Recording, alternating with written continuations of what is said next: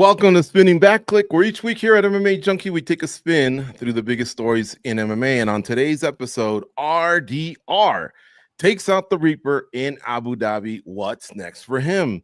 UFC 320 is bomb, by the way. What a card the UFC is building for the early fall in October. That's what I'm talking about. And UFC Fight Night versus PFL 2025. Both are happening this week. What are you most excited about? We'll tackle them both. Hello, everyone. Gorgeous George here on the con. And look at the distinguished panel we have for you today. Goes is in Las Vegas. He is an MMA Junkie radio host. Danny Segura is down in the 305. He is one of the top reporters in the game. Nolan King, the Boston shot caller, out in Boston. One of the top reporters in the game as well. We're stacked in that department. Cold coffee's on the ones and twos.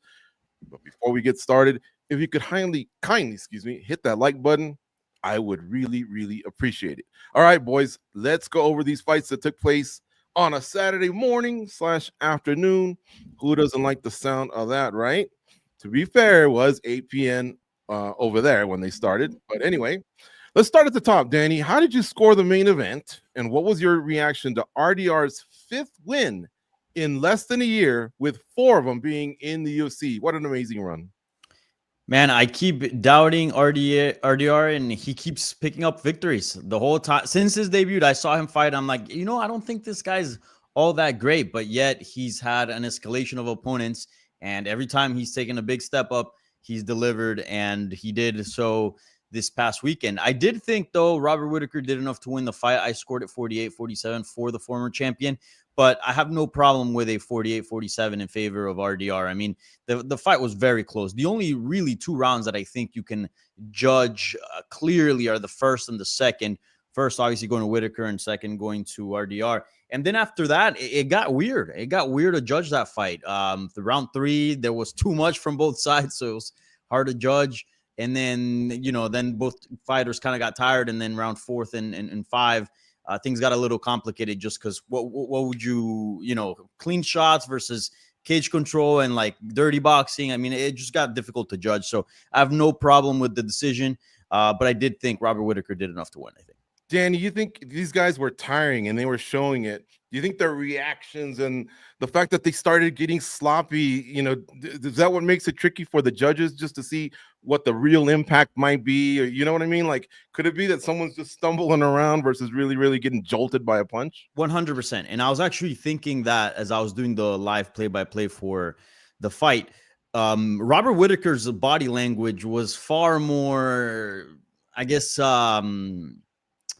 what would be the word? It was he looked more labored than RDR. RDR was tired, but at least his mechanics were a little bit more cleaned up, even though he was very tired. And I do think that does weigh in on the judges, because, like, sure, the amount of damage might be relatively the same. I did think Whittaker had the cleaner, better shots, but you got a guy that looks like he's about to pass out, and you got another guy who looks very tired but still somewhat in there, somewhat composed. So yeah, I do think that had a big impact, but I guess we'll never know because we don't ever talk to the judges, but certainly not a good look for Whittaker. Goes, how did you score it, and what are your thoughts on this run that RDR is on? So it was very tricky for me. I actually had RDR winning the fight, but I had this feeling at the end of the fight that the judges would see it in Robert Whittaker's favor. Both guys did look very winded, and I think sometimes that takes away a little bit from the performance. It probably wasn't the highest quality coming towards the end, but the fight had everything. RDR got flatlined for a second there. It looked like Whittaker was going to take him out. I do think what made things a little bit tricky was Whittaker, to me, was just too willing to accept the fact that when he was on the ground, it was more survival mode. I mean, this is a seasoned vet that I think you got to take some chances and try and get back up to the feet where you're winning the fight most of the time. I think he was just kind of conceding that position way too much, and it was helping RDR. Now, RDR didn't have too much on his shots, but he had a lot of them. There was just a lot of short strikes that they score. And when the other guy's not doing anything, it's going to win you rounds. So at the end of the day, I'm not hating on the decision. I did think it was very close. I think the right guy's hand was raised. Chat room, feel free to also put your score right there in the chat, and I'll see if I can read some of those off. I personally had it 48-47 for RDR. How about you, Nolan? I want your score. And then Whitaker, he seemed to take it like a gentleman, but then he sounded a little bit salty once he really thought about it. Yeah, I had it 48-47 for RDR as well. Yeah, I mean, it's tough, man. Robert Whitaker's at an interesting point in his career where wins probably mean almost, you know, in a certain regard, they mean more than when he was champion, right? Like he's kind of fighting for his career. He's fighting for longevity. He's fighting for his ability to show that maybe he can go back and win a title again. So I'm sure this loss was really devastating, and it was a relatively close fight. It was a very strange fight, which I think is kind of adds to the RDR lore, right? He's become kind of this awkward figure, maybe not as much as Dricus, but he's kind of in that category, and I'm sure that's something maybe we'll talk about in the future, is that bizarro fight that we could see as a UFC title fight. But yeah, I thought RDR looked great. I thought Rob looked pretty solid too. Like he's not, you know, one of these guys you can tell that he's maybe on the decline, but I think he's somebody that can still hang. And so it'll be interesting to see what kind of direction that the UFC takes him in next, right? Like, are they going to give him, you know, is he going to fight like somebody like a Brendan Allen, or is he going to be somebody that they match up with, you know, someone that's on the rise, somebody that they're trying to push as the next ranked fighter? I'm not really sure, but to Rob's credit, it was a close fight. I understand the frustration, especially being in there when one judge scores the fight for you. I could see where that salt would come from. I think it was not necessarily, you know, unwarranted. In the chat, Jan says RDR had 50 knees coming constantly. Duke Mad Duck says Rob never threw his jab left high kick combo, even though RDR was leaning his head in that direction. Good eye there. Sky V's and El Daddy says RDR just strikes so awkwardly, sometimes looks funny. Joshua says 48-47. He completes the assignment and gives me a score. If there's any other scores, we still got a few more minutes here on this segment, and this is a 1 hour long show. And if you haven't noticed, we got B-roll that no other show has. So please hit the like button, give us some love. We put some work into this show, and that's a shout out to Cold Coffee. All right, guys. So what is next for RDR? I heard a little bit from Nolan there. Danny, what do you think, man? Ghost and I discussed this yesterday. He thinks that RDR might get the call for a title shot. I told him, man, that fight that's coming up between Kyle Barallo and Nasruddin Imavov, I think they got next. But where do you think RDR sits, Danny? I mean, if you're telling me like what's more impressive, a victory over a former champion Robert Whitaker, or a victory, say, you know, obviously depending on who wins, Barallo or Imavov, I'm gonna go with RDR in terms of like the looks. Like, you know, his win over Whitaker outweighs whatever either of those guys are gonna do. But sporting wise, they do have sort of a larger trajectory in the UFC, and I do agree that the winner of that fight will likely be better positioned, but you never know, man. Beating a former champion, I think, weighs a lot. And also, we got to see the nature of the fight. Sometimes it's not just about the result, right? Like if the winner goes out there and picks up a victory, but it was controversial and everybody thought the other guy won, or it was just an absolute snooze fest.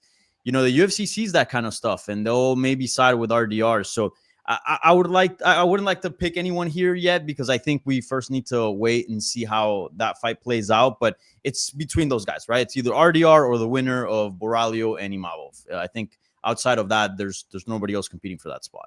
You agree, Nolan? I mean, let's not forget there's Fluffy and Delitze also hanging around, and all these cats we're discussing have been veterans in the UFC longer than RDR. Not to discount what RDR did outside, because he was a stud. He was a double champ at one championship, and now he's come over and proved himself.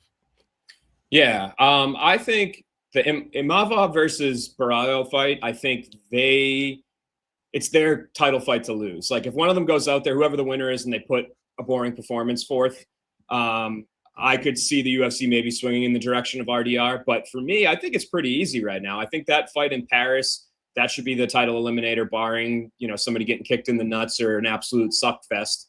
And I think, you know, as far as RDR goes, I think Paulo Costa's call out on Twitter was actually pretty good. I wasn't really sure what to do with him at this point, but he's got the name recognition. He's coming off a win. He seems to have finally some consistency in terms of competing. So I kind of like that fight. I think that if RDR goes out there and wins that, then I think he's one fight away. You could maybe make the argument that it should be now, but I kind of think that Barallo and Imavov fight is the one to roll with if I'm the UFC.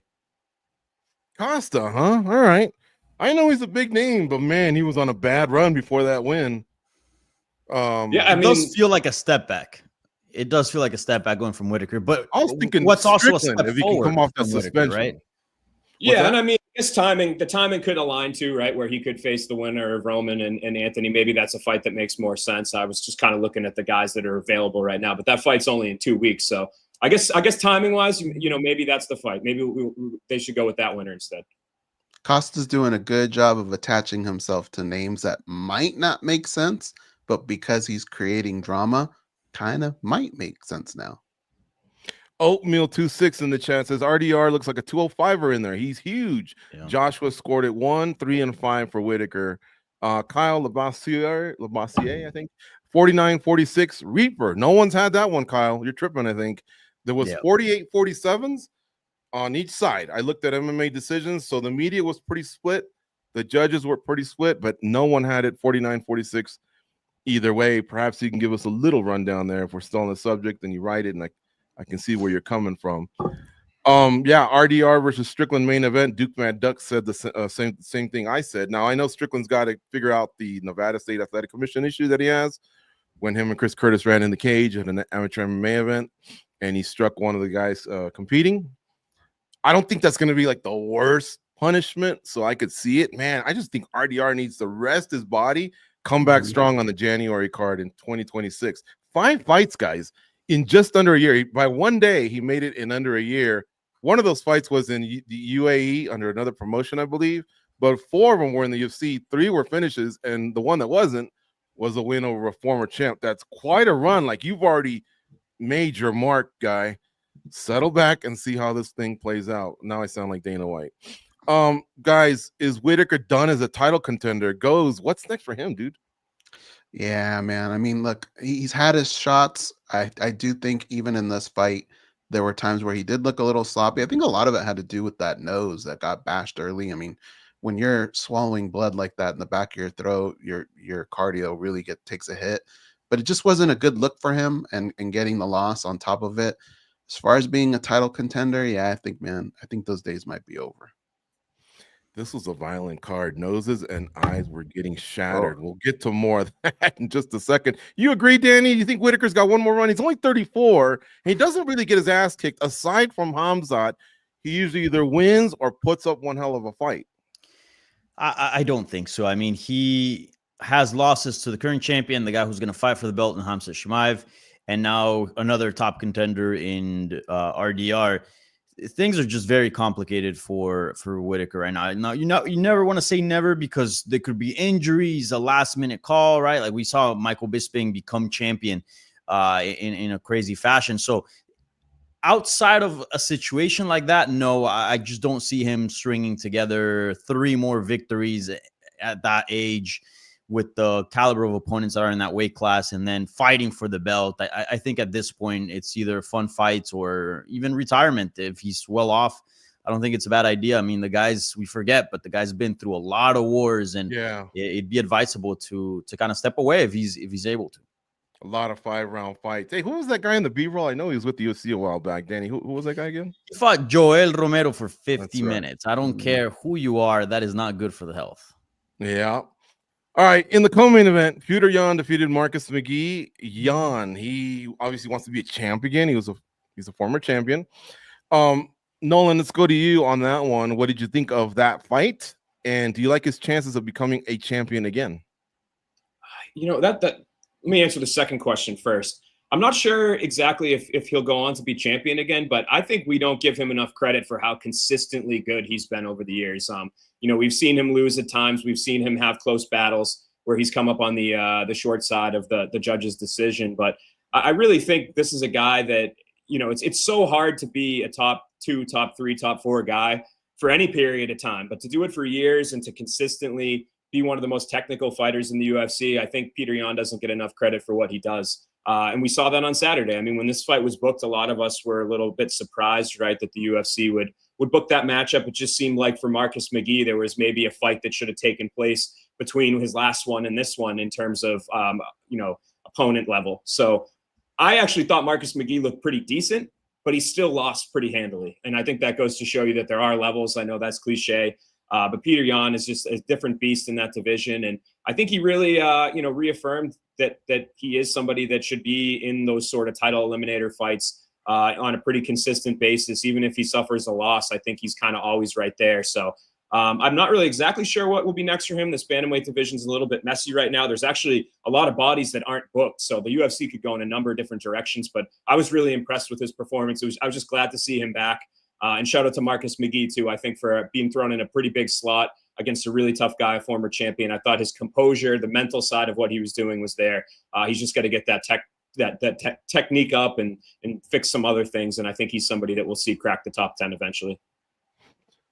What are your thoughts here? This is a former champ who lost the title controversially, but it was the right call. A split decision against Sean O'Malley, and then he took another L somewhere. I think Merab, and then throughout this whole thing, now he picks himself up. I think he's looked pretty good. Like a lot of former champions start to just fall, right? But he's actually looked pretty decent. Like he really cares about winning the title. What are your thoughts here? Can he beat Merab? I guess is the question, because that's the champ. Man, let me be clear about this. I don't like anybody's chances against Merab, but if I'm gonna pick somebody, it's got to be somebody with this type of attitude. You can tell there are certain fighters when they lose, they hang their head, but they kind of get over it quickly. This is a dude who hated losing and turned everything around. Right now, mentally, physically, the guy's on fire. So would he put up a better performance? I firmly believe he would. Will it be enough to take out somebody like Merab Dvalishvili? That's hard to say right now. That guy's firing on all cylinders, but I think he deserves it. I think he should be the guy. Danny, he's won 3 in a row. His hands are nice, right? Well, that's what we like mostly. Striking. The grapplers, they're not as embraced. But then we also got a boogeyman named Umar Nurmagomedov who lost to the champ, but he's been a killer outside of that one fight, which he competed in very well. I think Umar's still the guy to beat Dvalishvili. I mean, if you look at the fight, Umar was winning, and I think technically he was superior than Dvalishvili, but at some point he got tired because he couldn't keep up with a pace, which obviously that's part of the game. And then from then on, we saw the fight turn. But if we look at the whoever, like the person that's given Merab like his toughest fight, at least this current version of Merab, this latest version, it's him. I think with a sound game plan and adjustment and better fight management, specifically in regards to the cardio, I think he's still the guy to beat him. But even then, I'm not going to pick him as far as being a favorite over Dvalishvili. With that being said, I do think Peter Yan should get his shot. This game's about winning. This game's about, picking up those victories. And if you've done enough of them, if you've picked up enough of them, you get your shot, whether we think you have a proper chance of dethroning the champion. Man, just watching that fight, I don't know if you guys noticed, but I couldn't help but think that high guard that he was using, I couldn't just help but think, man, why didn't Marcus McGee just change levels and shoot a blast double right on him? I think that's something that Merab will do all day against Peter Yan. So, yeah, we'll see. Definitely give him a title shot, but like Go said, I don't like his chances in dethroning Merab. I think that guy stole Umar. All right. Angel Jubilee's gas station in the chat says this is the perfect time to book Yan versus O'Malley too. Joseph Boza says Yan's doing a good job of keeping his name out there. Does he fly to Vegas just in case at UFC 320 something happens? Might not be a bad move. But we got to move on here. I'm gonna go back to Danny. Shara Bullet. He insists on making a title run. He finished really strong against Marc-Andre Barriault. He's only got 1 loss to 16 wins, and he's like a fan favorite. He's got the villain look, right? But is all this realistic? I mean, he's not beating top 10 guys yet. So there's like Go said, there's levels. Yeah, look, funny enough, like I was impressed with this performance, but before Saturday, like I didn't really rank him all that highly. I do think he's very overhyped, and he's not a bad fighter, but is he like top 5 quality, top 10? I don't think so. But in this fight, he actually looked pretty well. So like he looked pretty good. He fought pretty well. So maybe he could at one point crack the top 15 and kind of linger around that area. But any deeper than that, I don't think he'll go in the division. I think the division is just way too stacked. And even if he did, he's not fighting stateside. He's always fighting in Abu Dhabi. He's always fighting in these cards outside of the US. And there's a reason for that. The dude doesn't have an eye. He can't. Or not a working eye, like he can't really see from, I believe it's his right eye, right? So that in itself, I know commissions will give him an issue and wouldn't license him to fight for a belt. So what are you going to do? Give him a title shot outside of the States? And then if he wins, have his title defenses come always outside of the States? I don't know. That just seems like a very difficult thing to manage from just a logistics standpoint. So I don't think he'll ever fight for a belt. And I don't even think the UFC will even give him a title shot, keeping in mind his condition.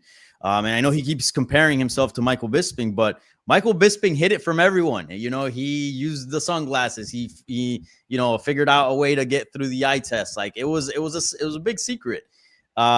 This is pretty out there. So yeah, fun fighter, good to put in these cards, but I don't think we can put him in a trajectory towards the title.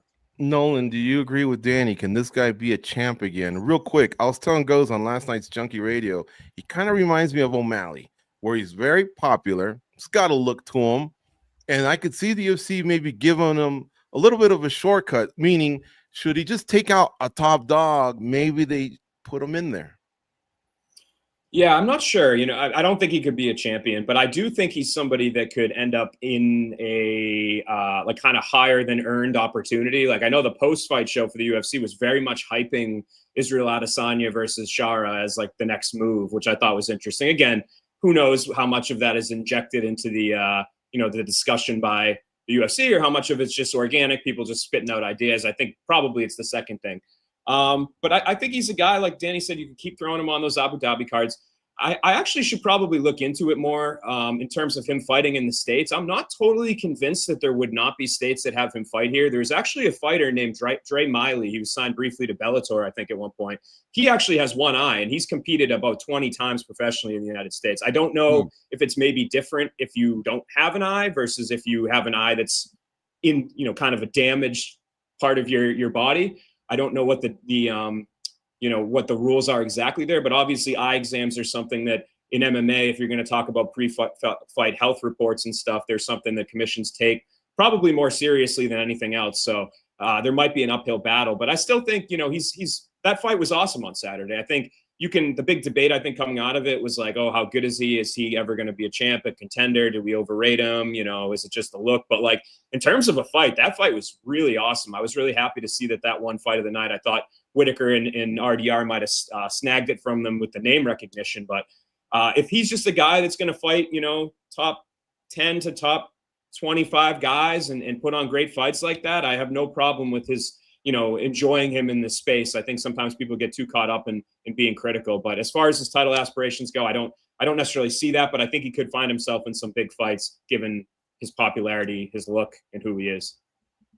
He's fun to watch for sure. Yeah, man. His fights usually don't suck. All right, Goes. Bryce Mitchell debuted at bantamweight. What did you think, man? Were you impressed? He dug deep, but he got the win over a Nurmagomedov in Abu Dhabi. That's kind of impressive. Yeah. I thought it was a very solid win for him. And if you look at his record, like he's a guy that only really loses to top dogs. And I think he kind of had to reinvent himself a little bit here, given the situation that he's in. And going forward, we got to figure out, like, where does UFC stand on this? Is he still kind of in the doghouse or what? But the performance itself, I thought he dug deep and he made the best of it. And that was a good win for Bryce. Danny, win versus Yaya. What'd you think of that stoppage? Herzog's taking a lot of heat. I think basically the heat comes from, should he have just stopped it earlier, perhaps after round one or during round two versus waiting till the end? Yeah, this was a tough one because, like, if you just sort of read the stats, it does sound bad. What was it, like 6 knockdowns? 7 unofficially, right? Because there was one that they didn't count, but it kind of did look like one. So if you see that, you're like, man, by the 4th or 5th, I mean, the fight should be over, right? Like this guy clearly should be taken out, but they were kind of like flash knockdowns. Like the guy would actually respond pretty well and get it back on his feet and look sturdy and fight back. And at one point he actually rocked his opponent. Win, I believe that's how you pronounce his last name, right? What was concerning to me wasn't so much the knockdowns, but the eye. I mean, it looked pretty nasty at some point. They let the fight go on with a huge hematoma where it was like, it wasn't just on the eye, but it was like wrapping around his face. Yeah. And we know that, as we were just talking about with Shara Bullet, like the eyes are extremely important for MMA. Like, you can fight through and have careers, very successful careers, through many injuries, but eyes can really, you know, having a bad eye could really hinder that, just for your depth perception, the ability that you can't see punches coming from a specific side, et cetera, et cetera. So on that end, I was concerned about the fight continuing. So I do think the fight could have been stopped a bit sooner, in my opinion. Oatmeal26 says his corner is responsible Also, too. yeah. But you know what? To be fair, Yaya was firing back. Like, he wasn't backing down or running to one side. I think maybe Herzog could have stopped it with like a minute or halfway through when it started getting ugly. But at the end of round one, I still felt like he was competing despite the fact that it was growing. You know, we had the eye concern and then the hematoma both at the same time. And that's when you gotta like look. It's not so much about like, well, he's fighting back. I think that's more of a knockdown stuff, or like, you know, if he's rocked or whatever the case may be. But let's pretend he's winning, right? Let's pretend he was winning that fight, that those knockdowns didn't happen, but the hematoma was the same. If he was up on the cards, would you guys still feel comfortable letting him out there with how that eye was looking, considering he could have maybe even lost it? Obviously, there was no fracture or anything, but I think that's the point. Okay. All right. Give me another highlight real quick, guys, from this card out in Abu Dhabi. You go first. Davy Grant refuses to go away. I think he's 39 years old. Yeah. He still comes forward in every fight, gives everything he has at that age, man. To be able to do that for this long, I was real impressed with that. He was getting handled in round one by the wrestling, but boy, he rallied. How about you, Nolan? Another highlight, please. Yeah, this is like the old guys rule segment, but Muslim Salikov, talk about 41 years old, going out there, putting Carlos Leal down, who's a guy that I don't think has ever even been dropped in his career. So to go out there and to do that. And the best part, not the best part, but the second best part from the finish was the call out. In a day and age where everybody drops names and sometimes fighters don't even research if the person that they're calling out is booked, I thought he nailed it with the Stephen Thompson fight. He read the room perfectly. And like, I just really hope the UFC listens to that one, because that is just a tremendous fight that actually makes a lot of sense too. Yeah. Kung Fu versus karate. Has Thompson answered him by any chance? Do you know, on social media? Yeah. He tweeted he was game. Okay. So hopefully the UFC, hopefully Sean Shelby's on board too.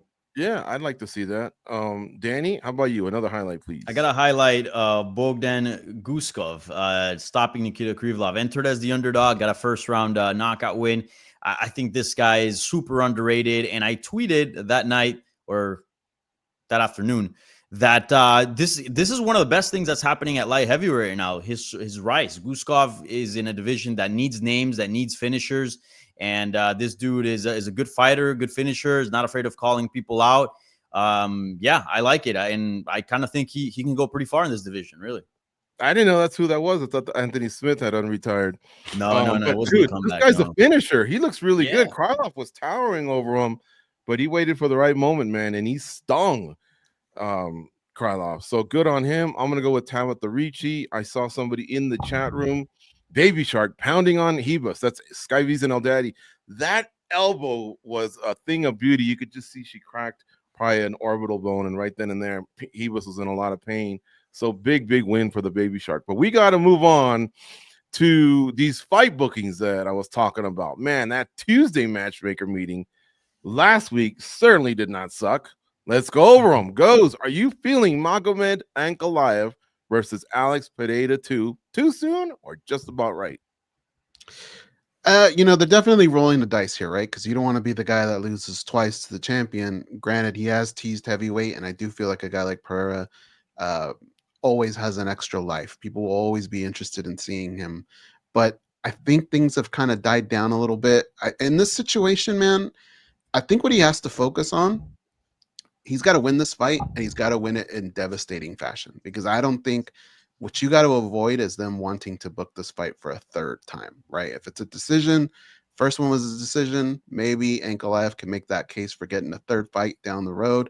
But I think if he starches them, he'll never have to see Ankalaev's name again. He doesn't have that many fights left in him. And the ones that he has left, I want them to be quality fights. And I think this will be a quality fight.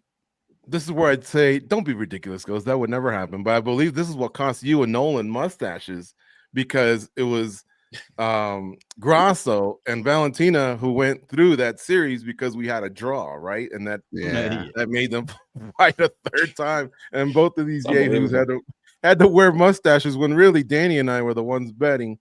You know That was what? good stuff, I'm man. still so pissed off at that it can never happen again. So I'll say right now, if that fight ends in a draw, I'll grow the mustache out again. It's just no way. Nolan, you gonna join him just because he's your I boy? mean, me and Goz are now connected for life with this whole thing, so I guess I'm on board too. Yeah, Nolan's acting like it's a struggle. He actually kept this for like 5 months. He actually liked it. So it was Goz that took it off within 5 hours, I think, of doing SBC. Good stuff here, guys. Prochaska versus Roundtree, Nolan. Again, on UFC 320 in October. Stacked, man. That's a nice little backup. It's a great co-main event, whatever it winds up being, but it's also insurance for the main event.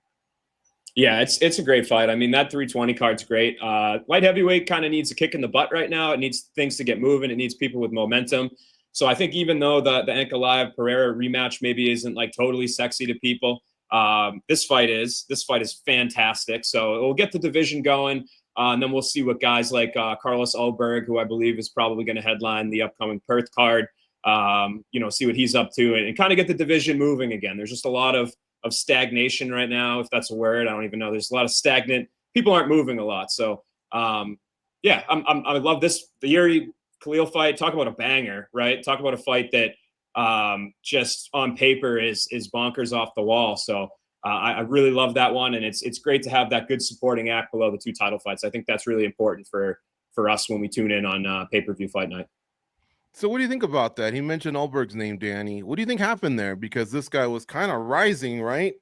And the way this is being positioned, it does look like this is a title eliminator on the same card where either guy could step in should something happen to the main event. But what about the Kiwi? Yeah, I mean, I think Ulberg kind of shit the bed when he fought Blachowicz, right? Like, that was his breakout performance. He was supposed to get a big win, make a statement over a former champ. And he kind of squeaked by, right? Like, even some people question some of the decision a little bit. So I think he's kind of in purgatory here, right? Like, he gets put in another fight to kind of see if he can prove himself once again for the promotion, because it's not just about the wins, it's about being exciting as well. And especially we've seen that at 205. So in some of the decision making. So yeah, I think Ulberg needs one more win and hopefully he can get his statement then so he can fight for the belt. Do you think the UFC saw it as maybe this kid's just not ready, so we'll hold him off another fight? Or like you said, hey, you didn't impress, dog. We're going to go with two other cats. I think it's a combination of both. Also, keep in mind that Alex Pereira is 38 years old. And maybe what we saw in his last fight against Ankalaev is kind of the beginning of the end, right? The decline. We saw a non-Alex Pereira in there, but that's kind of what happens to fighters when they start aging. They lose their essence. So couldn't have been like a one-off. I guess we'll find out in this rematch. But maybe that's the decline. So if you can squeeze one more pay-per-view out of Alex Pereira, you do it. I think it's a combination of both things. Karate Ted Tunes in the chat says Yuri versus Khalil is my favorite. Can't wait for that Amazing first fight. round. They gotta ask they gotta add Guskov on that card and kind of make it a 205 thing. Let's see here. That's October 4th, and we're in July. Oh, that's over 2 months. I think it's definitely possible. Maybe Dominic Reyes versus Guskov or something. Ooh, I like that. That he didn't even get out of the first round, So aside from these big kicks that he took from them palm trees that Krylov has for legs, I think he should be pretty good. That's not a bad idea, Danny. I like it. And I'm going to stay with you on this one. Devalish Beasley versus Sandhagen, also on UFC 320. That's probably your co-main event because it's a title fight. Man, dude, this is like a 10 without even hearing the rest of the card. But what do you think of this matchup and this positioning of two big title fights? Mr. Segura. Sorry, can you repeat that again? It cut off on my end. Okay. No, I was just saying, obviously a big fight. We knew it was coming, but positioning two big title fights and a great feature bout in Yuri and Khalil Roundtree. But what are your thoughts on putting this title fight on this card underneath the light heavyweights? I love it. We've seen that some of the recent pay-per-views have kind of been like, kind of top heavy, just the main event, maybe a couple fights here and there. But this already off the bat, no matter what they end up adding below it, already looks and feels like a big quality card. So I'm excited for it. I think this fight could have easily probably had a pay-per-view of its own, but you just stack it even more when you add it to a co-main event. So yeah, let's see what Corey Sandhagen can do here. Merab is certainly turning into one of the bigger stars, one of the most beloved figures in the sport, and I want to see if he can continue that. And he's on the verge of history as well. So it looks like it's going to be a big night, UFC 320. Do you think because the champ Merab can sometimes just, I mean, look, he's got his own little fun way. He's charming, right? He's being dominant, but sometimes his fights are a little rinse and repeat. You think that's why he's protected by the other title fight and not one on his own? Maybe a little bit of that. I mean, I've actually grown to love watching him fight, everything about him. But I could see where you're coming from. Yeah. All right. Now in October we got yet another card that's starting to look pretty damn good. Remember I mentioned Volkov and Jailton Almeida a week ago or so. They're headed to Abu Dhabi for the pay-per-view. This last one was on ABC. Guess what the main event is, man? Tom Aspinall, the UFC's undisputed champ. He's been promoted. He's going to defend against Ciryl Gane. Your thoughts on that one? Well, I mean, look, I'm one of those guys that just didn't like Ciryl Gane's last fight, but I understand the situation that the UFC's in, and no matter who you plug in there, you're probably going to be able to poke in some holes, right? That's just kind of how things are right now. But I understand why we're here, and I'm just happy to see Tom Aspinall, man. I just want to see him fight, and I feel like we lost so much with him sitting out for so long. I want him to get back on track, and that alone puts a smile on my face. Is this the right location, Goes? Should this have been New York, Las Vegas? Do you like the Englishmen in Abu Dhabi? I mean, I think the English travel well everywhere. Not really. I would have liked to see him stateside. All right. Nolan, so now that all that's said, let's talk about, this whole saga, right, with Jones and how long it took for him to say he was done officially when supposedly he had told the UFC he was done last November, but yet the UFC felt like, no, hold on a second. We got receipts. You've agreed to something. How bad does all this hurt, I guess, Jones's legacy? And then how will this impact this fight, with Aspinall, I guess, getting off as the proper champ? Should he win? Yeah, I mean, I think we talk about how MMA fans are always, what have you done for me lately? So the last thing in a lot of people's eyes that John Jones did was not take a title fight against Tom Aspinall. So to me, I would think that it shouldn't destroy his legacy too much. I mean, what he accomplished in the sport, in my opinion, he's still the greatest fighter of all time. That's a pretty easy question for me to answer still if somebody were to ask me. But at the same time, I very much recognize the just terrible PR that this is. The way that it went down to, like, I think if he just disappeared after the Stipe fight, if there was no teasing, if there was no leaning into it, almost, baiting people into commenting and then ultimately it not happening, I think he did some self-inflicted damage there. As far as this fight goes, I mean, you take, to John's credit, you take him out of the picture, right? Things get a lot less interesting. So looking at the division right now, I mean, we have the names that have been there for a couple of years now. There's really nobody else that's emerging. Like Waldo Cortez Acosta's done a good job. He's fought frequently. He's slowly moved up the ladder. But outside of that, I mean, looking at the rankings right now, like, we have like Mick Parkins, kind of the next name at 12. Like there's nobody where you're like champion, you know what I mean? Like that guy's he's surging up. He's going to fight for a belt. Like there's guys that are decent new names to the division. But man, it's just without John here, things just got, you take down the interest level quite a bit. So I think this was the right fight. I think Tom and Ciryl is a great heavyweight fight. They're two guys that, if in the world that John Jones and Francis Ngannou didn't exist, which is pretty much the world we're living in the UFC right now, these are the top two guys, in my opinion, undisputedly in that division. So I think it was the right fight to book, but the heavyweight division, I think, could really use, kind of a shot in the arm here in terms of the talent, coming up through the division. Danny, aside from being a heavyweight champ, you're usually regarded now, no disrespect to boxing or freestyle wrestling or whatever, the baddest man on the planet. You kind of get that label. Heavyweight's had some hiccups, even from its inception, right? Josh Barnett back in the day, he had his title taken away because of enhancements. And then we had Tim Sylvia, as well. He had a problem. Brock Lesnar never got going. Francis Ngannou, couldn't agree on a contract. How much can this help or hurt the heavyweight, the legacy of the heavyweight in the UFC either party winning or losing, right? I mean, if Ciryl Gane wins, this is the guy that lost to Jones, that got tooled up by Jones a couple years ago. And then if Aspinall wins, well, he didn't beat Jones. But I mean, how do you see all this unpacking in Abu Dhabi in late October? Yeah, there's no denying that this whole John Jones waiting and saga whole thing hurt the UFC heavyweight division. And the UFC heavyweight division, as you well pointed out, like there's always been sort of struggles to make fights, right? It just moves very slow. Even the whole like trilogy between Daniel Cormier and Stipe, it felt like it took forever to complete. So honestly, at this point right now, man, I don't care how many pay-per-views does it do. I don't care about the interest. At the end of the day, we don't see that money, right? Sometimes I feel like as a media, we worry too much about, you know, whether this will do well for the promotion. I just want to see fights, man. At the end of the day, I'm a fan. And I just want to see the heavyweight division, the heavyweight title specifically, get defended. Whether it's, again, a huge name that promises something great. If it's not, whoever the next guy is in line, I just want to see Tom Aspinall get in there and kick some ass.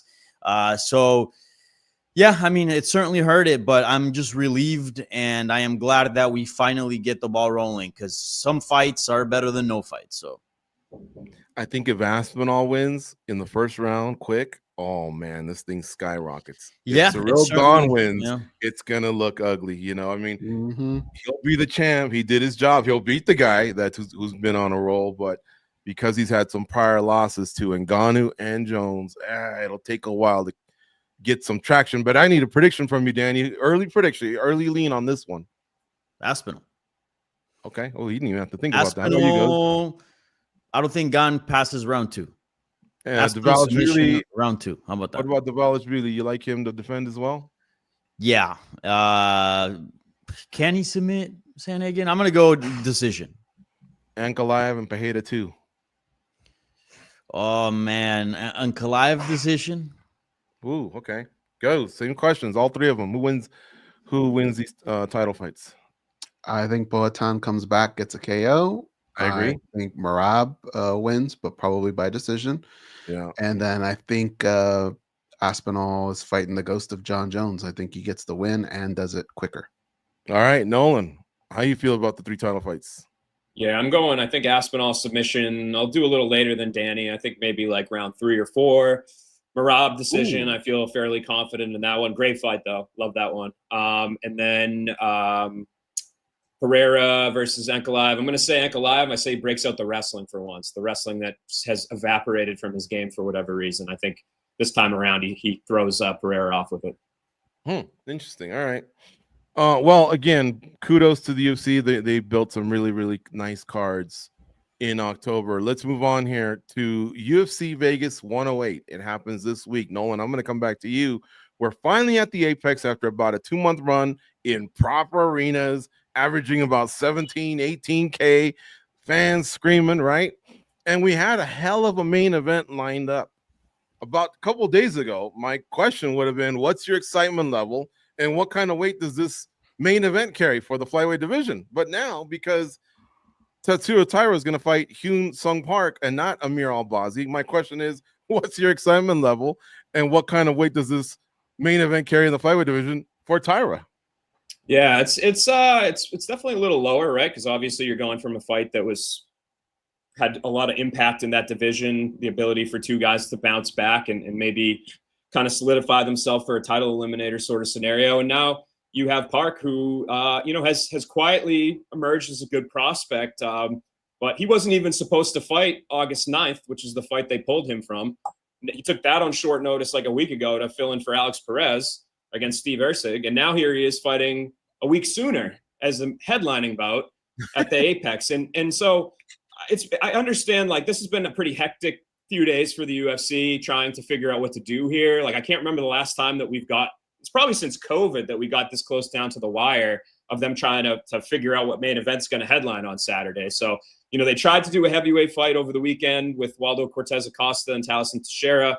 That didn't work out. I think that Waldo's kind of said some stuff online about it, but it sounds like, Teixeira he was still dealing with some bumps and bruises from the Lewis fight. So then that fell out of their hands. So they were faced with, okay, we want to keep Taira on the card. Who do we get him to fight? I don't know what happened with Steve Erceg. That seemed like maybe it would have been a fight that would have made a little bit more sense for the division. I don't know if it was a travel thing. Maybe he didn't, that there was a 5 rounds issue, or maybe they didn't even offer it to him. I'm not really sure, but we've landed on Park, and I think that my excitement level for this card in general was fairly low. Has it taken a big blow because of this? Yeah, I think so, just because of the divisional implications here. But still a great fight. I think there's a lot of good matchups. The co-main event I like a lot. But yeah, I mean, it's definitely evident we're back at the Apex this weekend with what's gone on the last few days. Can we get a number, Nolan? 1 through 10? What's your number? I think, see, for me, there's a couple checks. I'm beating around the bush here. I would say 4. Yeah. There's not a lot of divisional impact. There's not a lot of meaningful fights, right? There's some good prospects. I'll give them that. There's Rinya Nakamura. There's Kevin Vallejos. The co-main event between Mateus Rebecki and Chris Duncan, I think, is a great fight. But yeah, man, I just think you need fights that are very meaningful for the division. And if you don't even really have that as a headliner, I think that, that's just a massive blow. So I might even go a little bit lower and go like 3.5 if we're doing decimal points. Danny, let's try to make chicken salad out of chicken shit. Tatsuro Taira, he does have one advantage over other flyweights: no losses to the champ. So if he wins but starches, which is what he's supposed to do against someone who's not, as experienced as him, who hasn't had the full camp like he has, but does this carry enough weight that maybe he's looking at a title shot with a nice flashy win? I think the UFC would love to have themselves a Japanese champion. No disrespect to the current champ, right? Danny? You're asking me? Sorry, my computer keeps freezing. Yes. What kind of weight does this carry for Tatsuro Taira should he win, because he hasn't lost to the champ? Danny's stuck in the thinking man pose. It actually looked like it froze with him thinking. Sorry. I feel like this is the movie Speed, and we're just doing this thing on a loop here. All right. So my There's question is, going through his brain, but SBC. if Tatsuro Taira wins, could this net him a title shot? Because he's in a spot where he hasn't lost to the champ, unlike the other, the other guys that are competing, Kopp and Marino. Guys, you want to take that question? Yeah, I don't know if you guys can hear me, but I got the gist of your question. Okay, give us the answer, please. A win here, but man, I mean, Albasi would have been a nice name, right? So I don't know if this late replacement. All right. Kenny gave him the boot. Yeah. Mm-hmm. We'll have him come back in and maybe that's our resident bouncer, cold coffee for everybody watching. Restore the internet over there on his end. Either one of you guys want to take this? Taira, again, the flyweight division, there's dominance from the champion. But even when he wasn't champion, he netted some wins where now he's beat a lot of the guys 2 times. Like Royval, for example, is kind of out of the way. But Kopp, Marino, they want another shot at that strap, but they've lost twice too. So it's hard for the UFC to get in there. Could Tatsuro Taira maybe slip in if he does something special on Saturday? Yeah, I think so. It's pretty. I mean, I don't know what slip in means. Can he like get in the conversation? Can he slide right into a title fight? I mean, Josh Vinn's the guy, and if we're looking at December for that fight, I think it makes sense for no matter what the scenario is. I think Taira's probably going to have to fight again, sometime early next year. So it's a big fight for him. I think he has. I think literally, if the steam has been taken out of his sails at all, even though that Royval fight was fantastic, so I don't think people should hate on him too much. I think an impressive win here, going out there and doing what he should do, right? Like against a guy that maybe Park is way better than he's getting credit for. Maybe he's a guy that can already compete with the top 10. But in the minds of the public, this is a guy that Taira should run through. So I think he's going to go out there, really impress. And then we're looking at end of year, early next year for a fight that will earn him a title shot. But he's right there. He's right there. He's a fresh name, like you said. He's definitely well-liked, I feel like. Yeah, I agree. Yeah. And his fights are exciting, honestly. All right, he's back. Allegedly. You all right, Danny?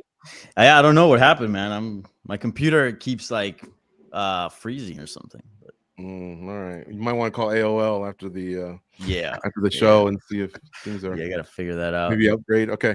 All right. Well, listen. Give me another highlight, Danny. We'll go back to you from this UFC fight night in Las Vegas. Ooh, let's see. I'm gonna highlight Kevin Vallejos. I think the kid's got tons of promise. He's fighting Danny Silva here. It should be a really fun fight. And watch out for Kevin Vallejos. I do think at featherweight he's got a lot of promise. So we're in for knockouts, really exciting fights, and let's see how far El Chino can go. How about you guys? Brenner and Revovics. I think that'll be a really fun fight. That's going to be sloppy and bloody, but it's Yeah. going to be fun. Nolan? Rebecca and Duncan. I think it's a great fight. Really fun in the lightweight division, and former training partners too. They did extend. It's not like, oh, we did a couple sparring sessions together. Like, these guys worked a lot together in their career. So the fact that they're fighting each other, a little American top team versus American top team battle. We'll see if anybody has some things from the gym, some secret, have the cheat code in the back of their brain as to how to beat the other. Rebecca's the other Polish guy, right? In addition to Mateusz Gamrot. Yeah. Rebecca had that awesome fight He's with kind of Oral the By yeah. and He's tough. Abu Dhabi. He's tough. I Rabisi feel like we haven't is Dana seen him White in a called. while. Yeah, he's been looking for, no pun intended, he's been looking for a fight. But yeah, he hasn't fought since that war back in October against Oral By, which one of my favorite fights of last year, just absolute carnage. I like Rodolfo Vieira against Trazion Gore. I thought Gore, when he came out of that reality show, The Ultimate Fighter with Brian Battle that season, he just looked like he had a lot of power and athleticism, and he had a bright future. And then Vieira comes from the grappling world, kind of like Buchecha, right? He comes over, and I mean, he just can put you in a world of hurt very quickly.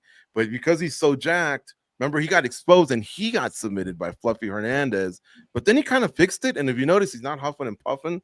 So both guys, they definitely, it's going to be a big collision early on, but both guys really, really need a win. So we'll see who can dig deep in this one.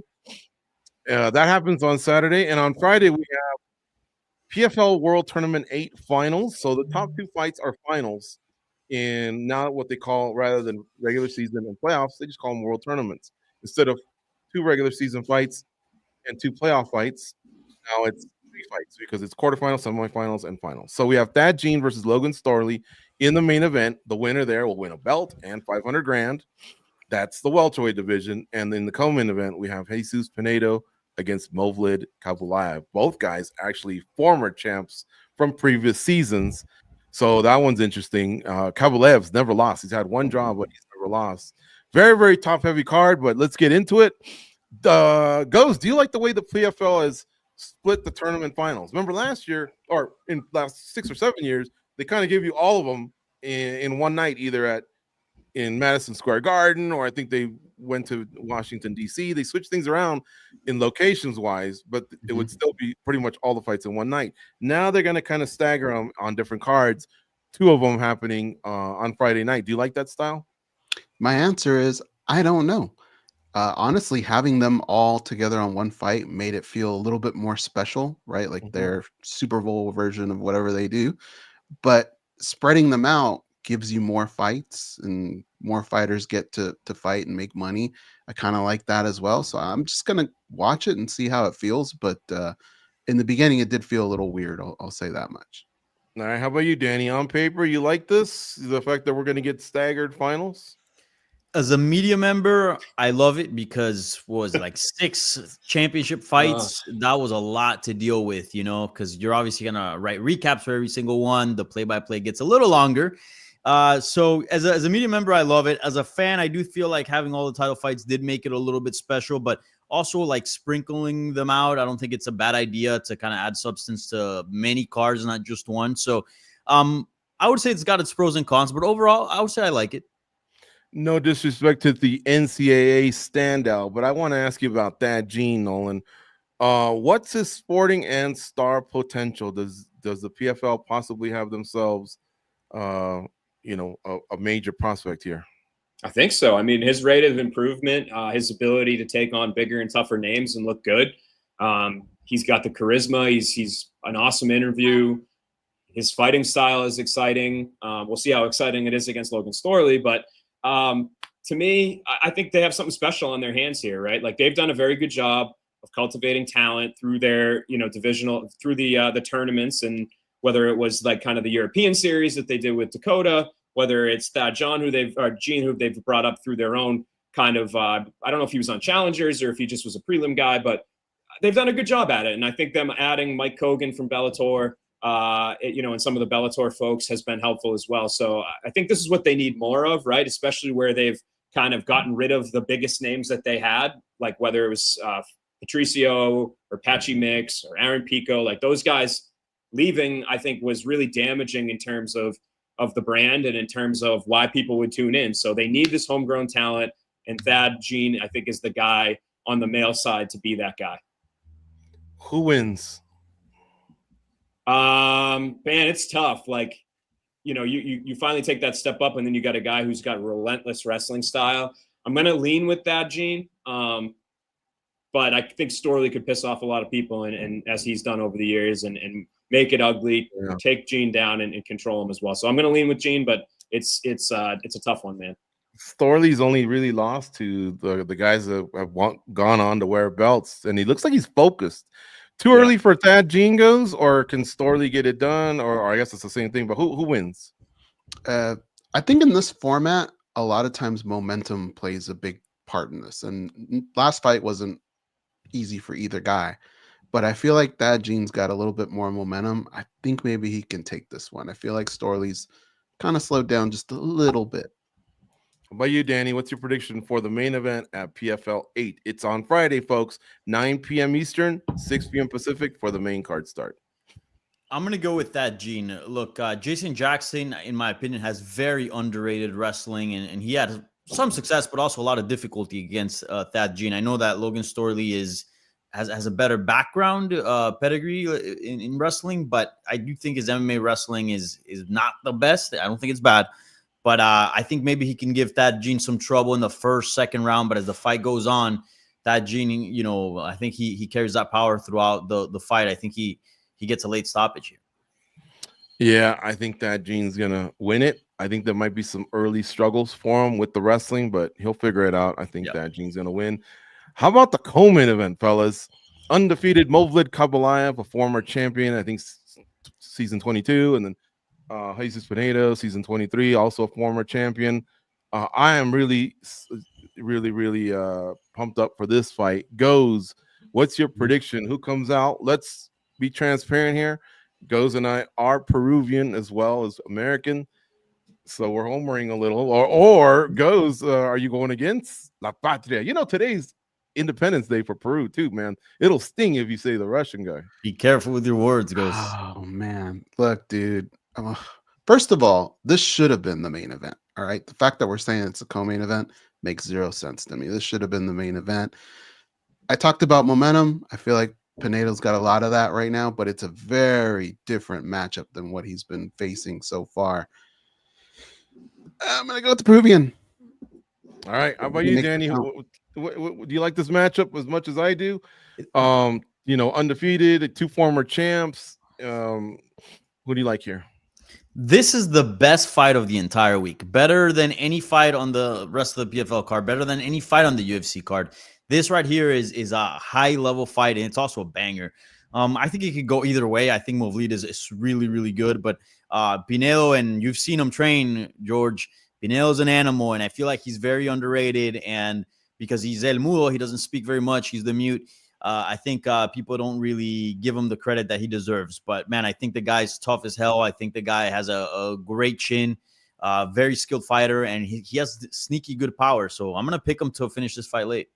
Oh, all right. I like it. And how about you, Nolan? Is it unanimous, or are you with the other side, the dark side? I think I'm with the dark side. I'm going to go with Magomed. I think he gets it done. I don't know. It's tough, man. Pinedo is just, again, come a long way from the UFC, from the days that he was kind of a raw product there. He's looked awesome. So possible knockout, but I think Magomed, if you've watched his fights too, he's a monster within himself. So I'm going to lean with the dark side, the unpopular pick here, and go with the Russian.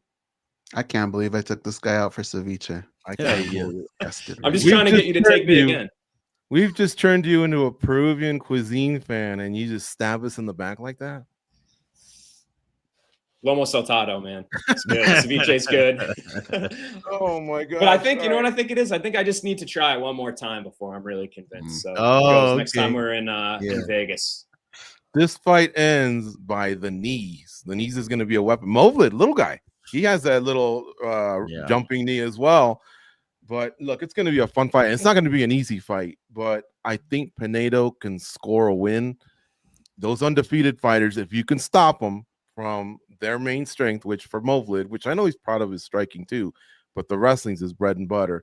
That's where I think you can see the break start to show up. But Pinedo's got to be very careful that he doesn't lose the first couple rounds, and then he's got to start to get a little bit sloppy, right? So I agree with Danny. This is the best fight of the weekend. In fact, that's what I was going to ask you guys. That's my surprise question of the panel. We'll end with this. What's better, UFC or PFL? Who's presenting the better product, Danny? Ooh, probably in totality, the UFC maybe, but like the best couple of fights, like the best main and co-main event, I think we're gonna see it in PFL. Especially the co-main event. I feel like, again, Movlid versus Pinedo is the best fight on this entire week. How about you guys? I think it's PFL, man. The fights mean more. There's a lot on the line. Yeah. There's good matchups. Nolan? Yeah, I'm going to lean with PFL as well. You know, I don't think we say that as much as we used to. It used to be more of a debate sometimes where Bellator would sneak in with a card that was better than the UFC. But yeah, I would say with the circumstances of the UFC's card and this Bellator offering, this PFL offering, PFL-ator, I'm going to go with the PFL-ator. Forgot about PFL-ator. And you mentioned the name Aaron Pico. Folks, for those that don't know, him and Lerone Murphy are fighting at UFC 319. I believe they've been anointed as the co-main event. So, yeah, that Chicago card also picked up, I think, Cannonier and Page, Neal and Prachas, and now they got this one. Not bad for the Windy City. Proper main event, but it was lacking a little bit, and now they filled it in. So, Movsar Evloev is not going to run it against Pico. He got hurt. He bowed out. I think they were hoping to keep it together. But stepping in is Lerone Murphy. So that's a good one. Good signing there for the UFC. Folks, with that, we're out of here. On the way out, if you can click that like button, that would help us out tremendously. At any point in the show, if you hit the like button, it helps. At the beginning, it's best, but some people join late. Don't forget, this show gets uploaded right away. So right away, you can start watching it in case you missed part of it. But it's live every Monday, noon Eastern, 9 a.m. Pacific. Also, I want to dedicate this show to my man, Danny Segura, and his fallen best buddy Milo, who actually almost made a cameo a few weeks ago. We were kind of horsing around, but man, I know, Danny, this is tough week for you, but yeah, those we don't deserve dogs. They're the best. So shout out to Milo. Folks, we're out of here. Don't just occupy space on Earth. Go out and be a champion.